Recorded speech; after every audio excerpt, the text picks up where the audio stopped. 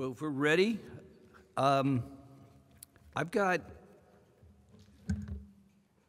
people's choice. I can either sit up here and talk, or we can all gather around and have conversations.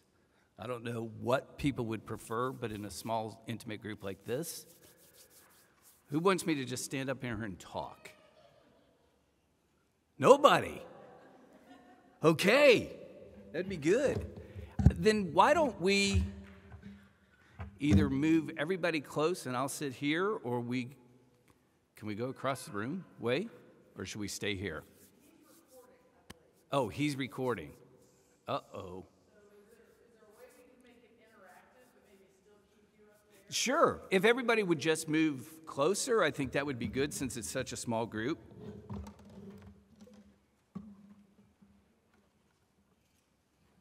And I guess if you're recording, I should stay in front of a microphone.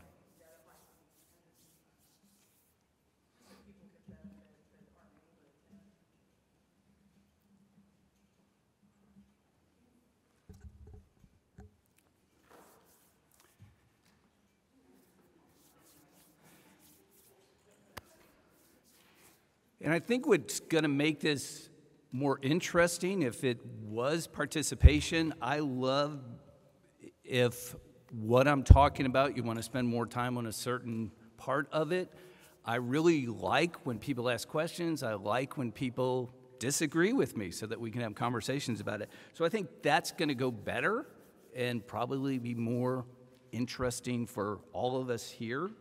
I'll just talk until we get to a place where people, again, if you have questions, you want more detail, you want to stop. My name is Gregg Medlyn, and I am a licensed professional counselor, LPC and an LMFT, licensed marriage and family therapist here in Texas. I started the marriage and family group 20-some years ago.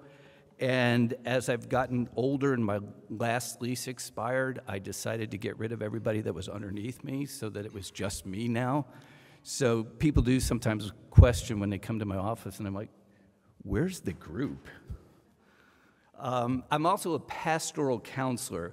And what that means is sometimes I take psychology and theology and put them together. And when I talk with groups like this, I just want to preface, I might use God and theology sometimes, those words in my talk.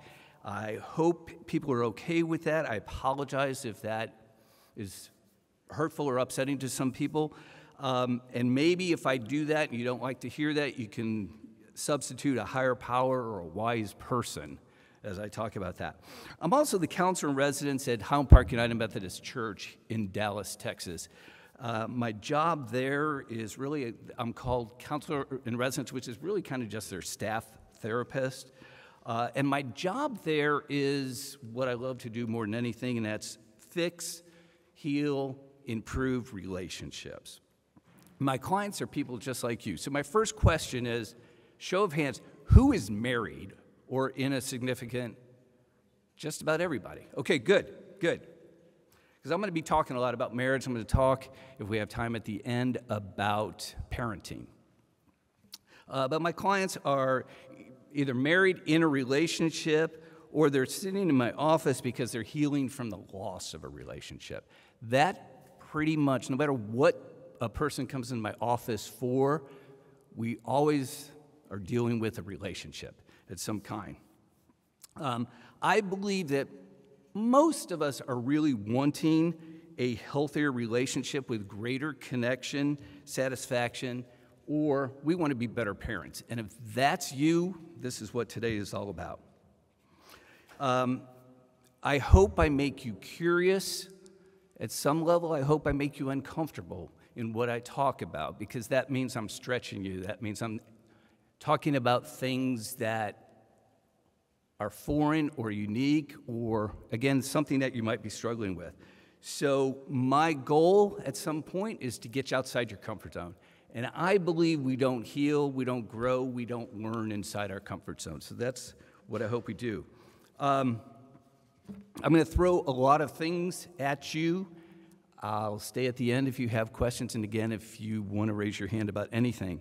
But I want to give you some tools to help with healthy relationships and healthy marriages. When I do talks and even with my clients, I never talk about happy marriage.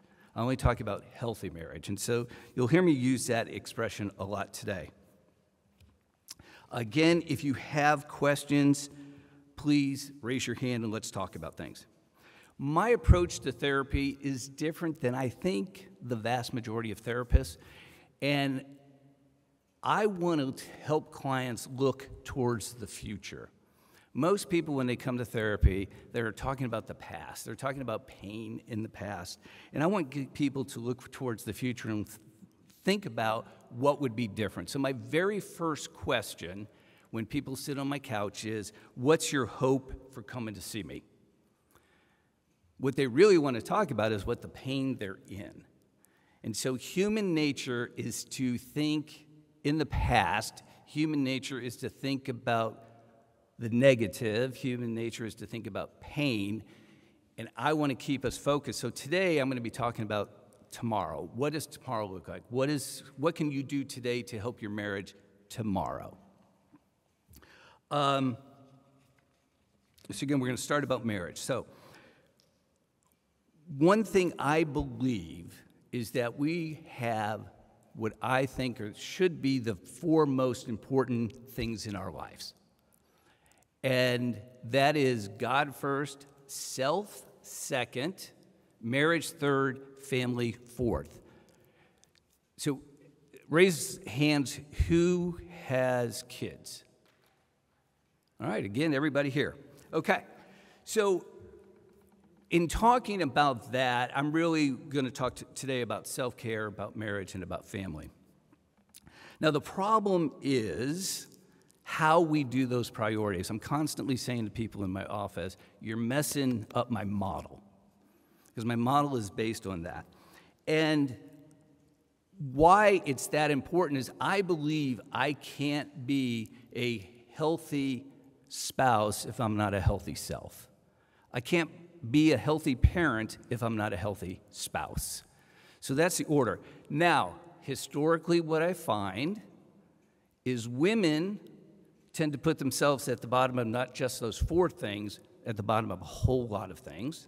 And men tend to put work and career at the top of those things.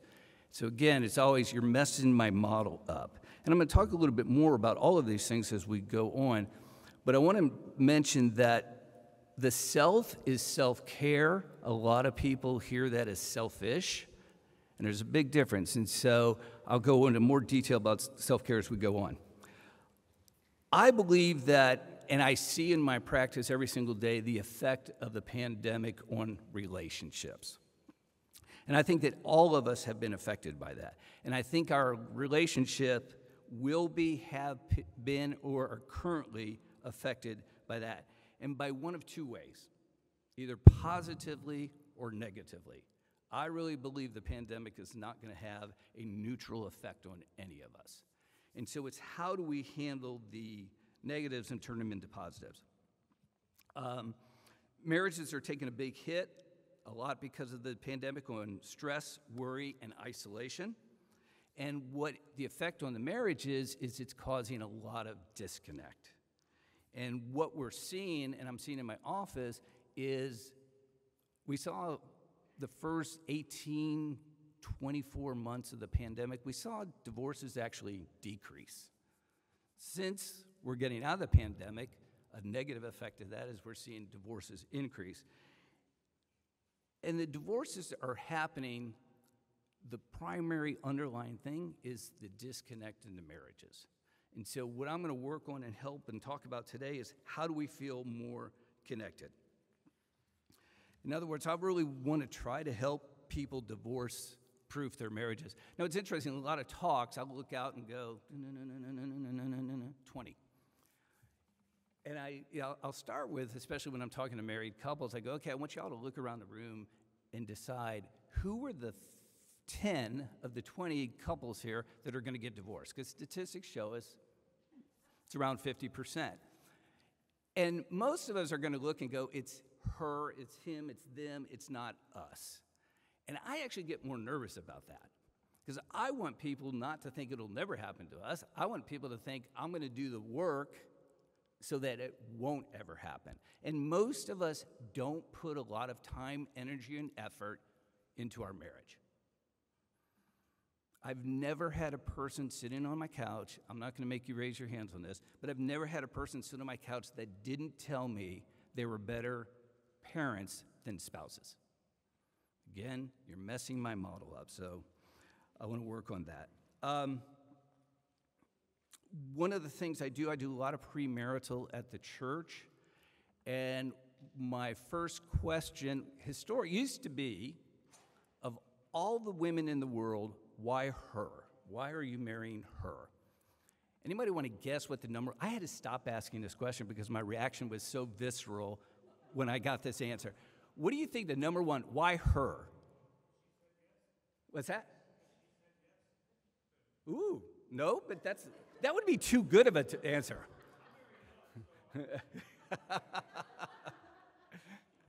What else?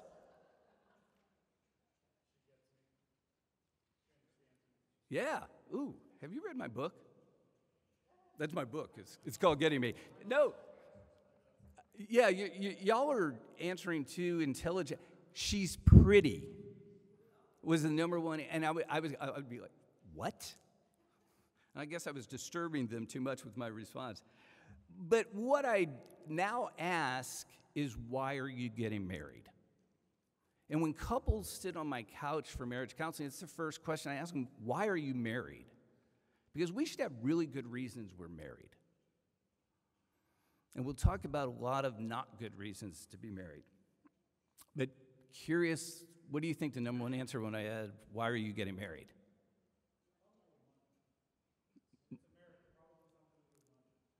No? We're in love. My response to that isn't much better than the old response, because I will say that's a dumb reason to get married. And the reason I say that is because everybody sitting on my couch for premarital wants it to be about love. They want love to be a feeling, and I remind them all the time, love is not a feeling. What is usually happening to those people at that stage is hormones and chemicals popping off in our head. And every one of us probably started our relationship with hormones and chemicals popping off in our heads. And the reality is they always go away. Now, healthier marriages have ways of getting them back for brief moments of time, but it's not sustainable because it really is a chemical in our brain that's not sustainable. And so I talk about marry the person you really like. Marry the person you laugh the most with. That's who I think you should marry, because that's going to create the connection of marriage where when we rely on the hormones and chemicals, it's a fleeting thing. So, one of the issues that we have is that none of us are born with a relationship gene. It doesn't come naturally. It doesn't come intuitively. It comes from observation. Most of us learn how to do marriage by observing our parents. And for some of us, that's a really scary thought as we reflect back, is what did we learn? What did we see? What did we hear? Now, those of you that are parents, I want you to think more in terms of what are we modeling for our kids? What are our kids seeing? What are our kids hearing? And what do we want them to see, and what do we want them to hear? I think that, and talk a lot about that, I believe two of the most important things we do on earth are be spouses and be parents. But they're two of the things that we tend to wing. We don't know how to do those things naturally. So, I talked about therapy being a 3-step process. Step number 1 is stop the pain. Step number 2 is heal. Step number 3 is grow. And the problem is 70% of people stop therapy when the pain stops. That they don't get to the place where they heal, and they don't get to the place where they grow. And the problem is human beings operate from a phenomenon of reversion. And so anytime we get to a good place in our relationship, we tend to revert back. And so a relationship does this, right? We grow apart. Healthy relationships get back to here. Unhealthy relationships just keep going. And so what is a natural thing in anything we do as human beings, whether it's spouses or parents, is we have to fight the idea of reversion. The example I use all the time is dieting. I really believe anybody can lose 10 pounds. Statistics will show us 80% of people who lose 10 pounds, I think it's close to 90% of people who lose 10 pounds gain it back. Because what they don't realize is they have to do the hard work every day the rest of their life. And so in looking and learning, and hopefully anything that you take away today, I want you to make a commitment, if it works, if it fits, if it's helpful, to do it every day the rest of your life. Because marriage is hard work. Anybody disagree? And I'm going to tell you, parenting, you all know this, is even harder work.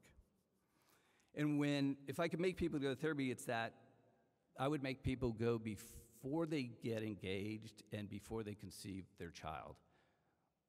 Most people come to therapy for premarital, and I'm always saying that's too late.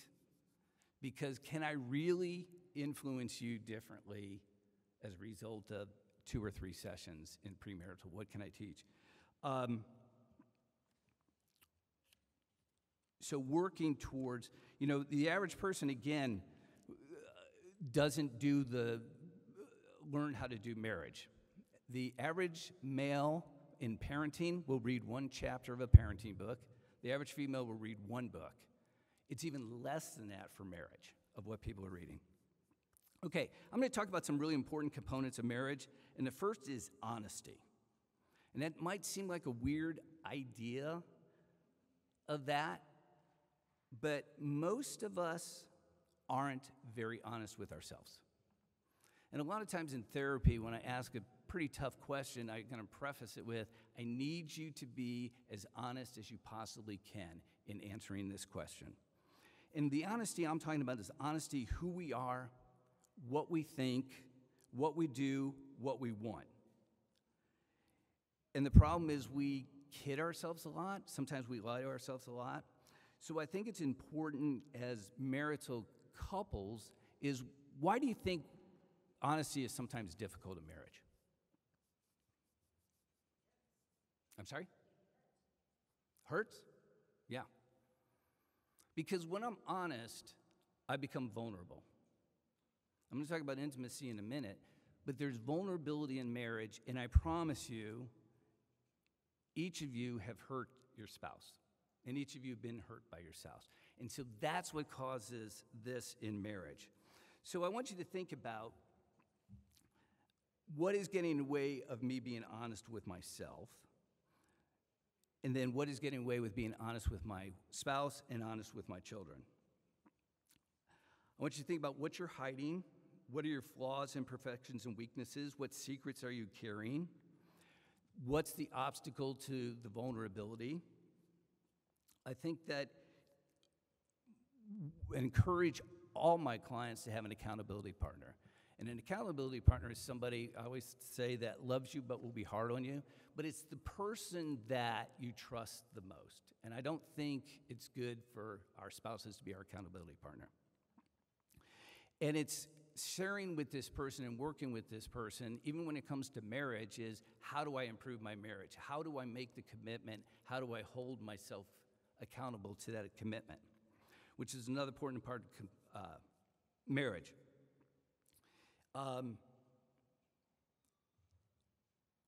When people talk about love, I want them to understand the sacrificial component of love.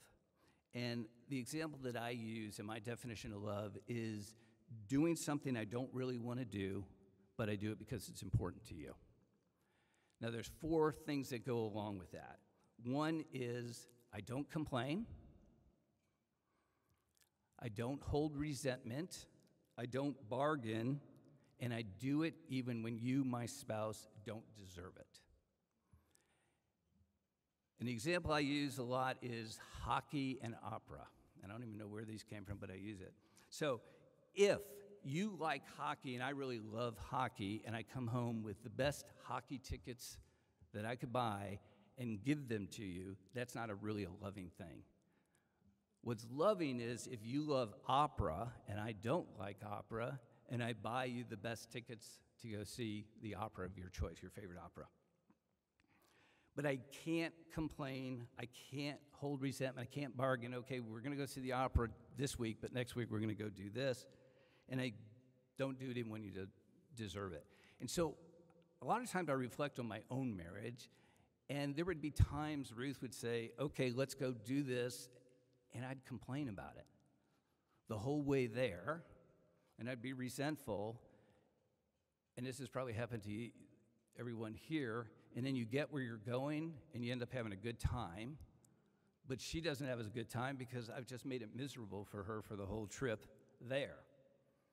So looking and going in your marriage, what are the sacrifices I'm making? And what's important is if you're making a sacrifice, that your spouse acknowledges it. And a lot of times in marriage, we take our partner for granted, or we presume upon the marriage that I don't have to be as polite with you as I do with other people. So I think looking and going, I'm doing this, have you noticed it? I'm going to talk a little bit about constraints. And constraints are an important component of marriage, and those are things that keep us from making a bad decision in a short period of time. It puts the brakes on us and slows us down from making a decision we're going to regret later.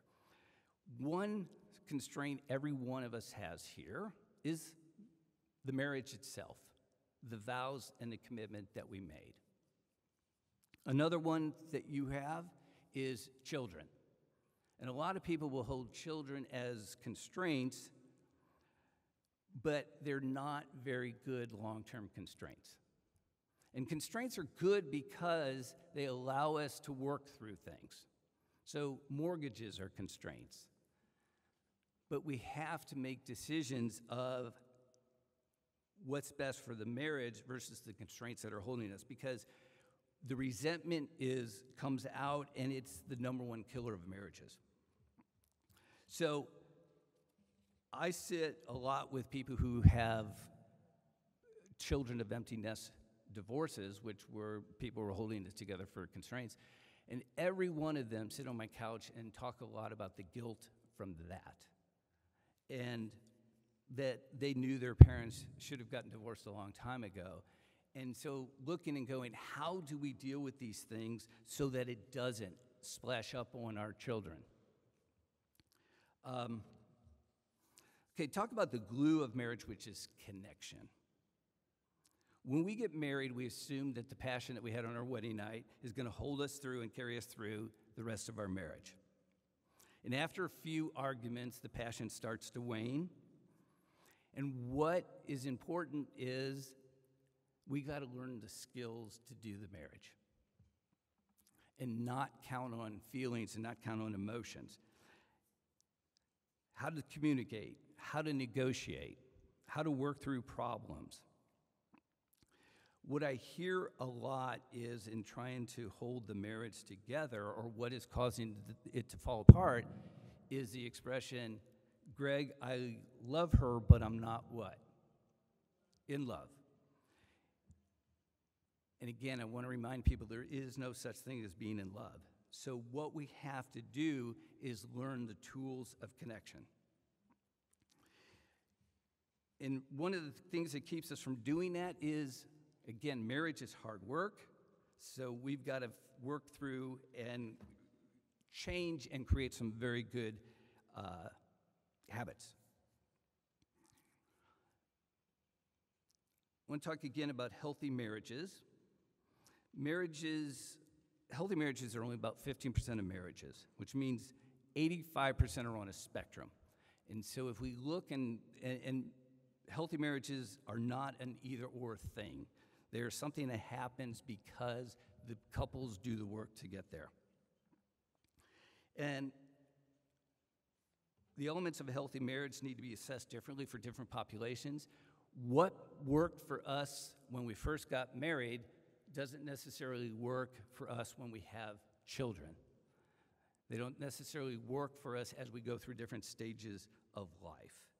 And so I want to talk a little bit about what it takes for a healthy marriage. Some components are the adapting to change. And for most of us, change produces stress. So confronted with change, we're required to adapt and change in a way that is foreign to many of us. And while the idea of getting married is a big change, all change produces stress, and how do we heal with that stress or deal with that stress? The ability to grieve. I want to talk about grief because it's an important concept. I think most of us are dealing with perpetual grief. And what I call grief is the loss of a core level dream. And so when we get married, we have these dreams of what we think are going to happen. When we have children, we have these dreams of what are going to happen. And a core level dream, the loss of it is when on today, what my expectations were, what my hopes were, are not being fulfilled. And so I'm going to use the example of death of a spouse. Is what happens is the day somebody dies, the loss of a dog, anything that happens, is we have an expectation of what was going to happen on that, what was happening in that stage of our lives. And the first stage of grief is everything from the day we got married to the day of death. Second stage is every day from the date of death to what we hoped and dreamed till death do us part looked like. And grieving is a hard process, and we have to process through it. Now, we have to process through two feelings. I talk about feelings: mad, sad, glad, fear. Anybody else think there's more than 4 feelings? All right, good. Well, we have to process through the anger, and we have to process through the sadness. And there's only 2 ways to process feelings. One is talking about it. That's how talk therapy came into existence. And the other one is writing about it. That's how journaling came into existence. And it's a process. Now, one of the greatest ways to process any of our feelings is with our spouses. But we get into this situation with our spouses is they're the ones that hurt us. So think about what it is in your marriage that is a loss. And I'm going to encourage you to have that conversation with your spouse about that, because we get stuck in resentment, and that's the number 1 killer of marriages.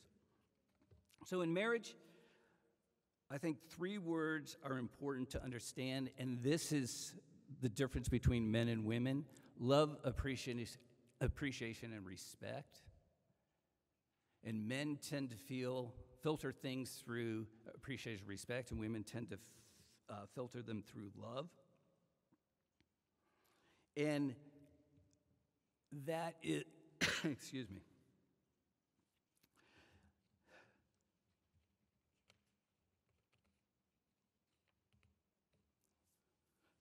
Excuse me.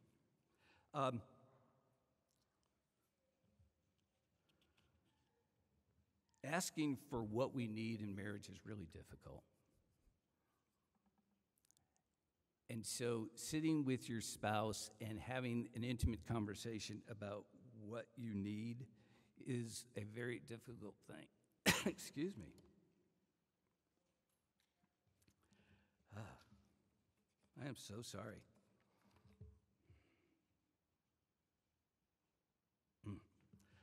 Okay. I'm sorry.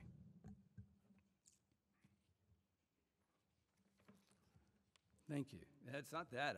It's like all of a sudden. Yeah. Thank you. Okay. Yes, sir.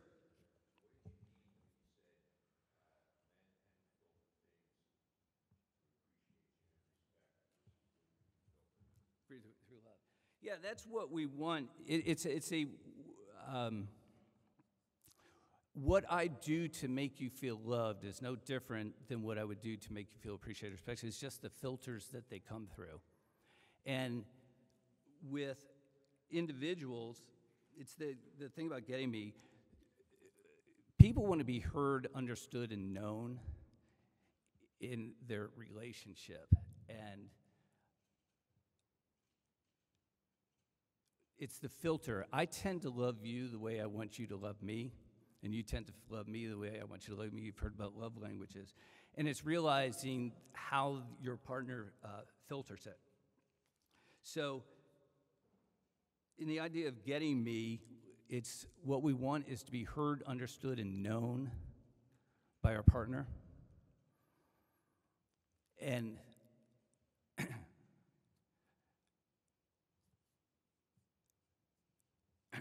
golly, I'm so sorry.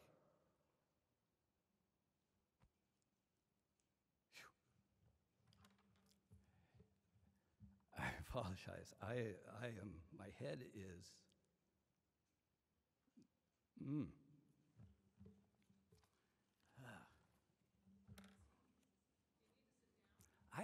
I don't know what's going on. No. What's that? Yeah. Let's, thank you. I think this will be better. I really would rather just do, if anybody has questions. I think so, I don't know, yeah.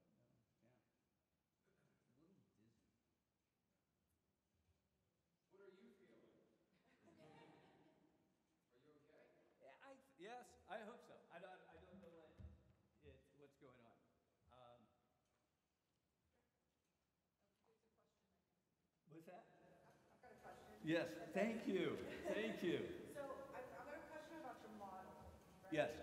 And so, you know, a lot of us here with, we may, as opposed to like, let's say the general population, right? Our kids are going to need a lot more attention than what, say, the average family might need, whether it's therapies or, whatever, medical needs, whatever.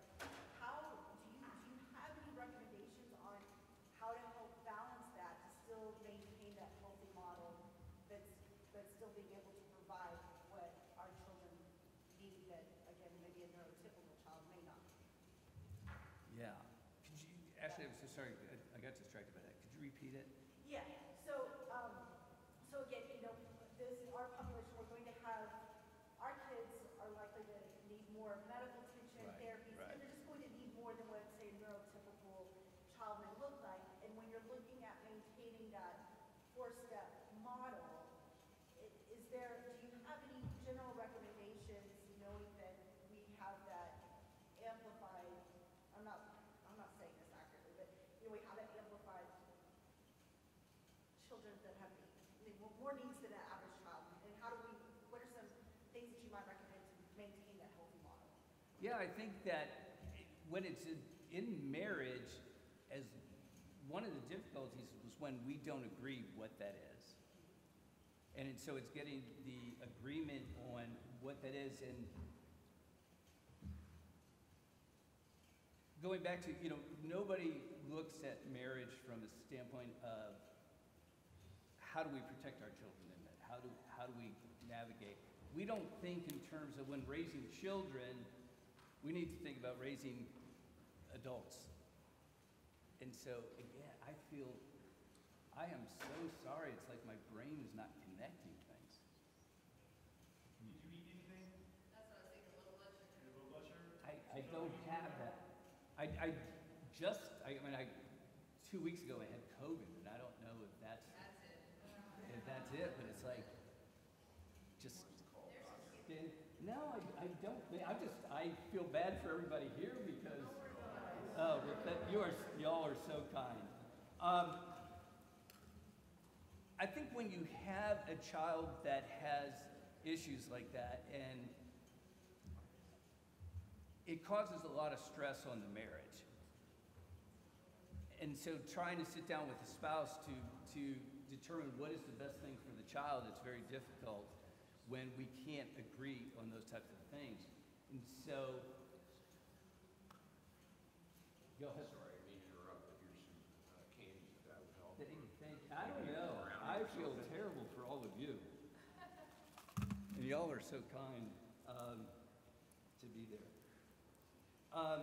Great. I mean, if you feel like it's too much, we don't have to continue.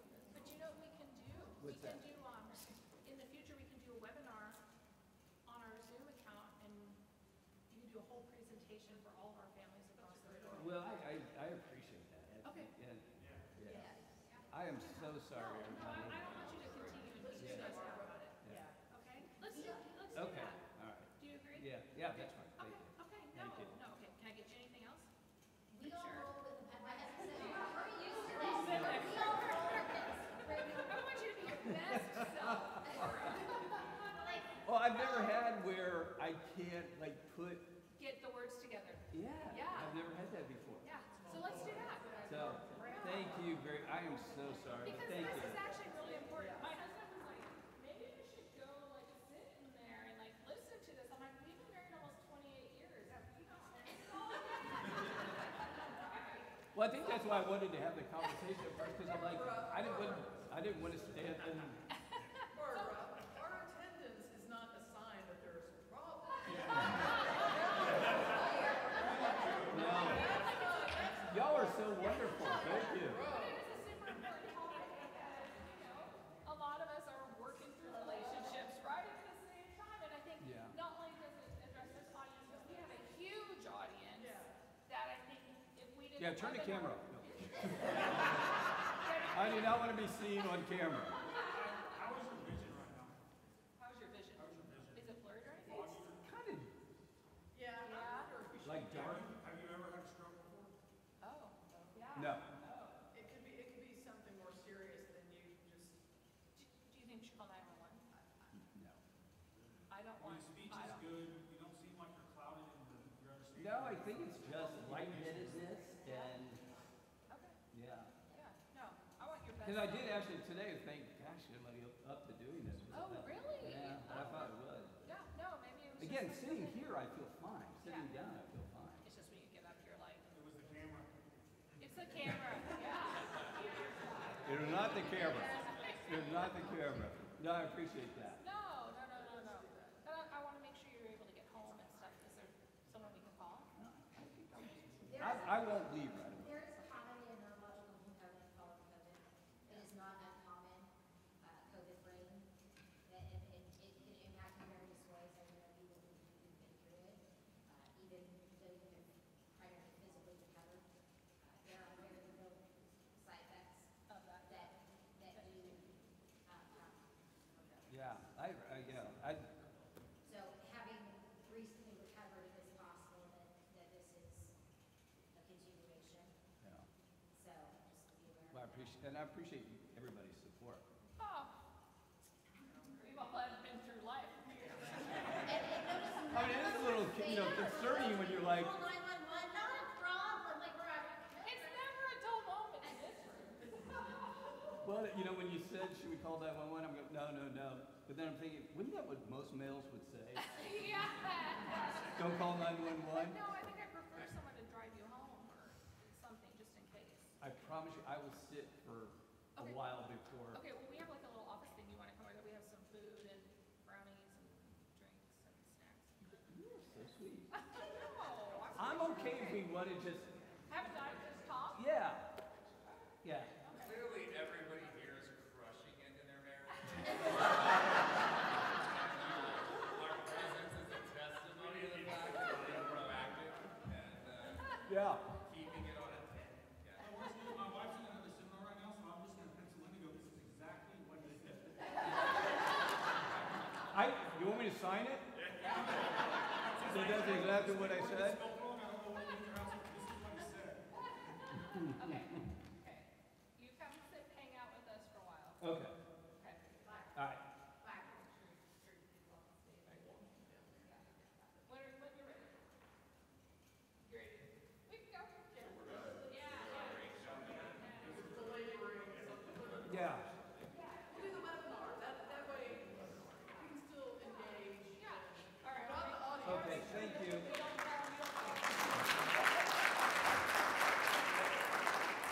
Trust me, save your bucks.